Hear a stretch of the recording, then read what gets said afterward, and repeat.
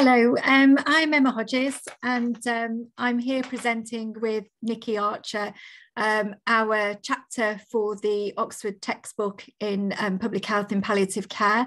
I'm Chief Exec at St Giles Hospice. I'm also lucky enough to be Business Development Director of Compassionate Communities and Honorary Lecturer at Keele University.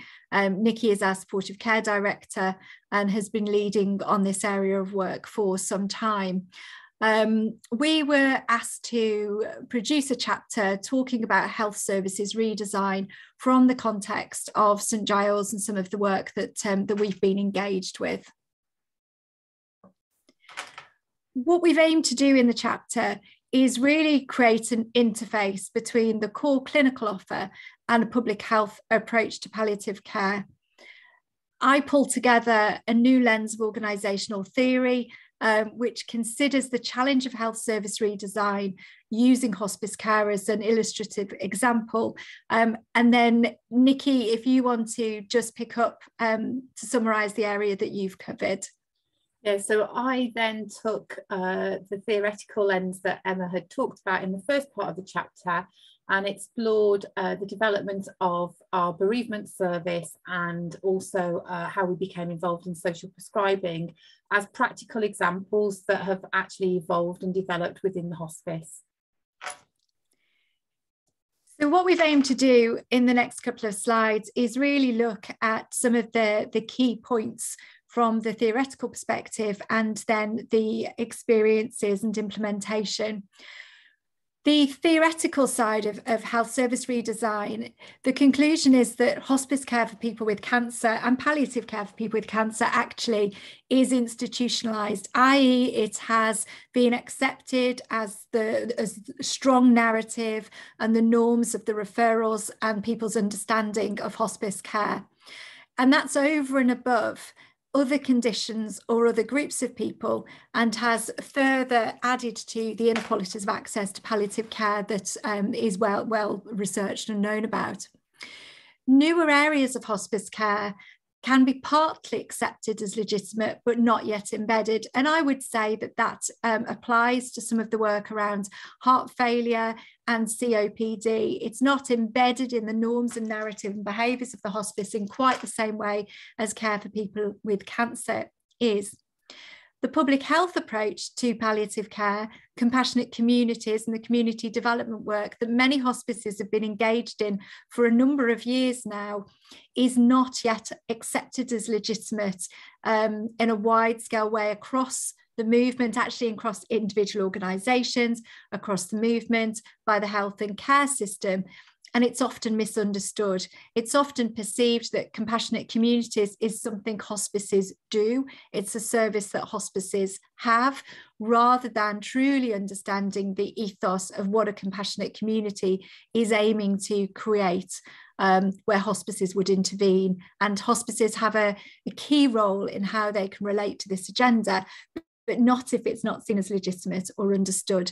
And that was evidenced through COVID, with many departments of community development teams being reduced during that time in favour of what was perceived as the norms of care delivery. The chapter talks about the need to radically transform the narrative around palliative and end-of-life care in order to embed more equitable thinking and approaches. The reality is that there are not sufficient resources to put in a medicalised model for everybody that could benefit from palliative and end-of-life care, yet everybody should have equal access to good palliative and end-of-life care. Therefore, something has to radically change, otherwise the norms of inequality that we've seen for many, many years won't be addressed. The public health approach has the potential to truly transform people's experience of death, dying and loss and bereavement, but a different change model and understanding needs to be put into place.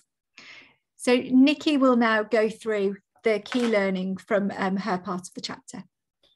So pulling on our experience of providing bereavement support as an integral aspect of the hospice's offer, we identify that when we're looking at the issue of a public health approach and a clinical approach, it's not either or, it's both, that hospices need to be involved in both community development and a clinical intervention. And we use the examples of our bereavement service to demonstrate and illustrate how this has evolved over a period of time. We talk in the chapter about institutional entrepreneurs as being absolutely key within the organisation, people who advocate the change and the embracement of community development approaches, but actually the need for those people to be seen as legitimate within the organisation and within the broader system in challenging the status quo to get that traction and that development at all levels. We also look at the knowledge that's been gained from deinstitutionalising our bereavement service, which has enabled us to consider how to translate and take the institutionally prescribed social prescribing policy and agenda that is coming through from NHS England and embed that and work with that in a public health approach aligned to the ethos of both community development and what the hospice can offer through a end-of-life lens to that approach in partnership with other providers. I think without our understanding from the bereavement perspective and the deinstitutionalisation of our bereavement service, that would never have happened, and we explore that as key.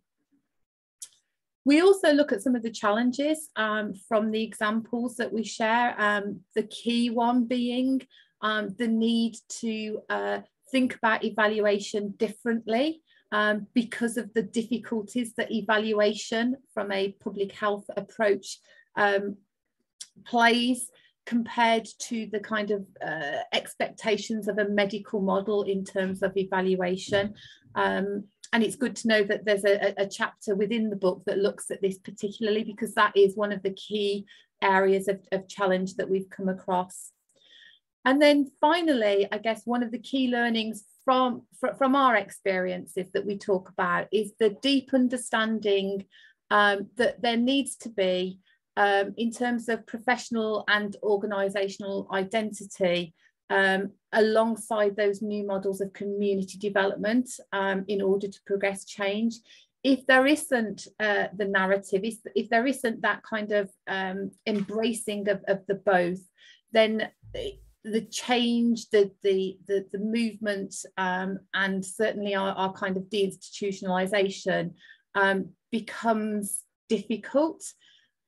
But it needs to happen on both sides. So both on the kind of clinical professional side and the community development side need to come together and be understood as a new partnership as we're moving forward. Thank you, Nikki. So we very much hope that you enjoyed the chapter. We hope that it provides that balance of a bit of theory, some practical models and practical examples. And if you'd like to get in touch with any of your experiences, we'd always love to hear from you. Thank you.